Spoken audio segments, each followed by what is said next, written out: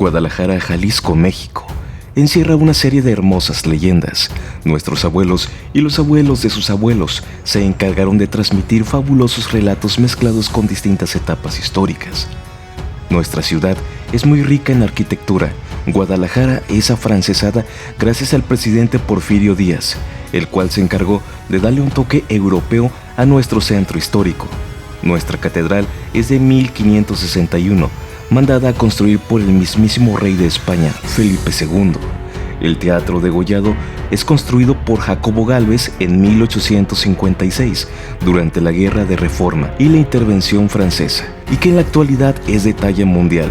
Y son solo un par de referentes, el cual nos encamina por fin a hablar de los famosos túneles secretos de Guadalajara.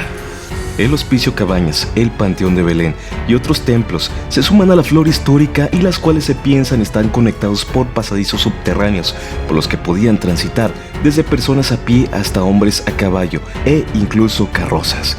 Tuvieron diferentes usos, pero ninguno de ellos de conocimiento público. Una de sus principales funciones era servir como vía de escape o como escondite durante las revueltas en tiempos de guerra. Se dice que Miguel Hidalgo hizo uso de esta vía de escape mientras estuvo en Guadalajara durante la Guerra de Independencia. También hay cronistas que afirman que Benito Juárez fue otro de los personajes históricos que comprobó la eficacia de los túneles para transportarse por la ciudad de manera incógnita. Aunque muchos de los túneles de Guadalajara fueron bloqueados durante diversas obras viales en la ciudad, hay algunos que han resistido el paso del tiempo. Se cree que el Palacio de Gobierno esconde un pasadizo al cual tiene acceso el gobernador y que termina en el último nivel del estacionamiento del Teatro Degollado. Los túneles tenían distintas rutas conectadas entre sí, hacia la Catedral de Guadalajara, el Panteón de Belén, el Hospicio Cabañas, el Templo de la Soledad, donde actualmente es la Rotonda de los Hombres Ilustres, el Templo de Santo Tomás o la Prepa 1 y otros conventos, basílicas y templos cercanos, hasta casas de personajes importantes de la época, así como partes estratégicas de la ciudad.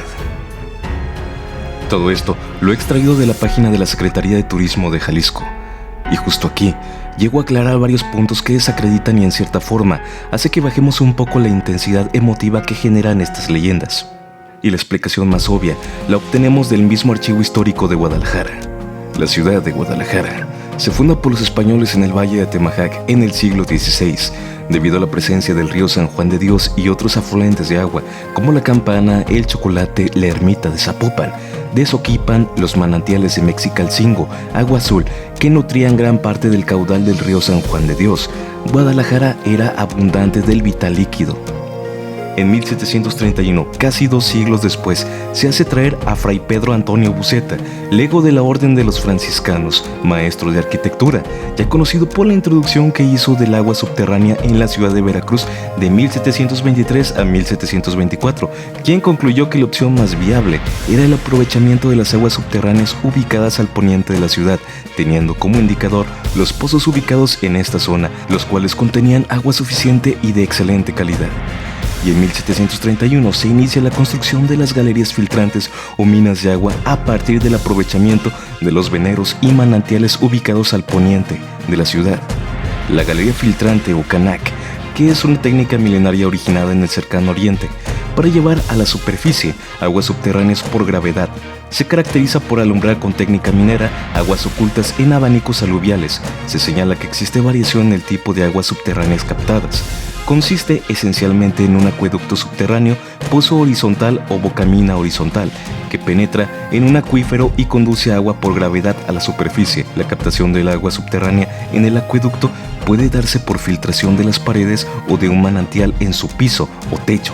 La longitud del acueducto subterráneo está relacionado con la distancia entre el lugar de captación del agua y su conducción hasta hacerla aflorar por gravedad a la superficie. Es típico que el acueducto subterráneo cuente a distancias periódicas con respiraderos, lumbreras, que sirven también para introducirse en él y darle mantenimiento. Con la construcción realizada por Buceta, dio inicio a la modificación del modelo de abastecimiento de agua a la ciudad, de particular, pozos o norias, a colectiva, a través de algunas fuentes públicas, iglesias, conventos, palacio real, cárcel y algunas casas particulares, a partir de las galerías filtrantes que permitieron mayor afluente de agua con la captación de varios veneros y su conducción a través de 3 líneas de galerías filtrantes. pero que además marcó en casi 200 años el uso de las aguas freáticas y subterráneas en la ciudad de Guadalajara. La infraestructura de las galerías fue dañada debido a los temblores de 1750 que sufrió la ciudad, disminuyendo su volumen, por lo que se pensó en sustituirla con otras obras en 1778, verificando nuevamente la posibilidad de introducir el agua de los colomos, pero finalmente se reparan las cañerías de la obra existente. Después de concluir la época colonial, tras la lucha de los insurgentes, cambia la forma de administrar los recursos hídricos, ya que era la corona quien autorizaba el gasto de los impuestos obtenidos del vino de coco y del mezcal para apoyar la búsqueda y construcción de la infraestructura para la introducción del agua en el caso de la ciudad de Guadalajara. Guadalajara cuenta, en 1890, tenía alrededor de 107,000 habitantes, por lo que se consideraba necesario contar con más recursos hídricos para abastecer a su población. Para ello se contrata por el gobernador Luis C. Curiel al ingeniero Gabriel Castaños, originario de Guadalajara. A partir de 1893, Castaños realizó una exploración de las obras de Buceta y se determina ampliar la obra para llevar más agua a la ciudad.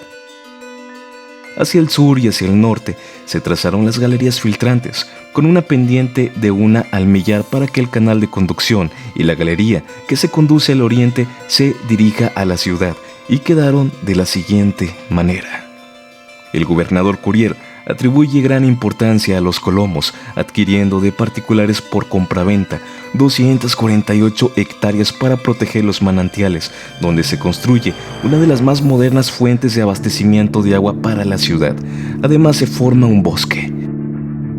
A la vez de embellecer el lugar con más de 30,000 árboles de diferentes especies, esta obra contribuye a la producción de aguas subterráneas. Las galerías filtrantes de Fray Pedro Buceta marcaron por más de 200 años el modelo de captación, almacenamiento, conducción y abastecimiento de agua para la ciudad, lo que permitió conectar los diferentes afluentes subterráneos para satisfacer la demanda de sus habitantes. Esta es la ubicación de las galerías filtrantes de Buceta, Oidor Camacho, Castaño y Pascal, al poniente del río San Juan de Dios, y las del obispo Don Diego de Arana, al oriente de este río. Se pueden apreciar en el plano que suman un total de 9 líneas de galerías, las cuales han quedado dentro de la actual zona metropolitana de Guadalajara, y en algunos casos bajo los edificios o casas de esta gran ciudad. La ciudad iniciaría el siglo XX con 9 galerías filtrantes, tanto para la captación y conducción de agua, así como cañerías para la distribución de agua colectiva a través de las fuentes públicas, iglesias, instituciones de gobierno, asimismo casas particulares, además de las aguas de los manantiales de Agua Azul, que junta sus aguas en el Caracol para aumentar sus caudales, además de las de San Ramón, San Rafael y San Andrés. En 1910 se inicia la Revolución, proceso que interrumpe la generación de servicios públicos por más de 2 décadas. A partir de 1933 se estabiliza la situación del país, además de presentarse cambios significativos en la tecnología que impactan de manera importante la reutilización de las antiguas fuentes de abastecimiento a través del uso de motores eléctricos para el bombeo de sus aguas, así como la perforación de nuevos pozos a más de 100 metros de profundidad. Las galerías de Castaños y Pascal, agua de los arroyos y manantiales de los Colomos, siguen en funciones. En el caso de las galerías sur de Castaños, encontramos que la caja de aguas ubicada en Lerdo de Tejada y Agustín Yáñez aún recibe agua del Coli, pero es utilizada para el riego de las áreas públicas. Las galerías de Buceta están aún más olvidadas de la memoria del tapatío por su antigüedad. El desuso de este sistema, que por muchos años fue la principal fuente de abastecimiento de agua de Guadalajara, se dejó de lado, ya que la laguna de Chapala a través del río Santiago resultaba ahora más fácil y menos costosa que el mantenimiento de esta infraestructura para solventar el crecimiento urbano poblacional de Guadalajara. Son casi 300 años de la construcción de las galerías filtrantes de Buceta y 100 de los ingenieros de Castaños y Pascal para la extracción del agua. Bueno, ¿y qué quiero decir con todo esto? Y viene la explicación sencilla. Toda esta grandiosa obra de distribución de agua fue traído por un arquitecto franciscano llamado Fray Pedro Antonio Buceta en 1731 para resolver un problema elemental en toda la urbe, el abasto de agua.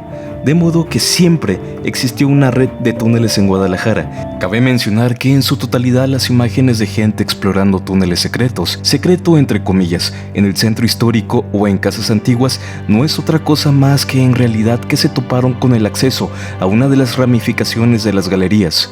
Hace algunos años circularon estas imágenes en internet, asegurando que durante las obras del tren ligero en su línea 3 se había descubierto el túnel de la catedral, nombrándolo como túnel cristero.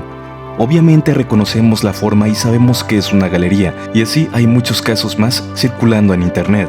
Y esto no es malo, de hecho el problema se resuelve mucho más fácil.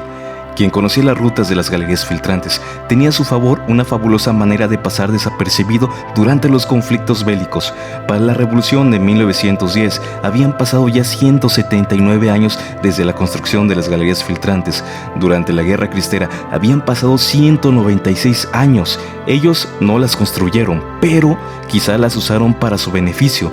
La vasta flora de las leyendas se encargaron de romantizar estos túneles.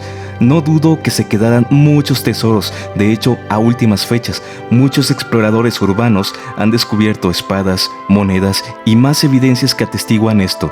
Así que solo bastaba saber dónde había una entrada a estas galerías, tener algún conocimiento de su trayectoria y tenías un pase directo a casi cualquier lugar de la zona metropolitana. Es así de simple, funciona y se vuelve correctamente histórico. Lo que sí se debe de apuntar, que algunas galerías, como menciona la investigación, aún sirven y son peligrosas si se desean explorar. Otras, por el abandono y el desuso, prácticamente se están cayendo, así que si encuentras una, por ninguna razón te atrevas a recorrerlo. Sobre los túneles he visto muchos comentarios en redes de personas que piensan que sería un gran atractivo turístico. Se tendría que dar muchísimo mantenimiento y darle un uso distinto al que tienen estas galerías, pero es necesario que la gente aprecie el lado correcto de la historia. Los túneles son como nuestra muralla china subterránea, una obra hídrica extraordinaria donde se debe reconocer a estos antiguos obreros que dieron parte de su vida para que nuestra bella ciudad llegara a ser lo que es hoy. Honor a quien honor merece. Y gracias por ver este video, detectoristas. Nos vemos en el futuro con más aventuras aquí en Detectando. Se despide su amigo Carlos Corona, que les dice hasta luego. Recuerda, suscríbete, comparte y dame un todopoderoso like si te ha gustado este video.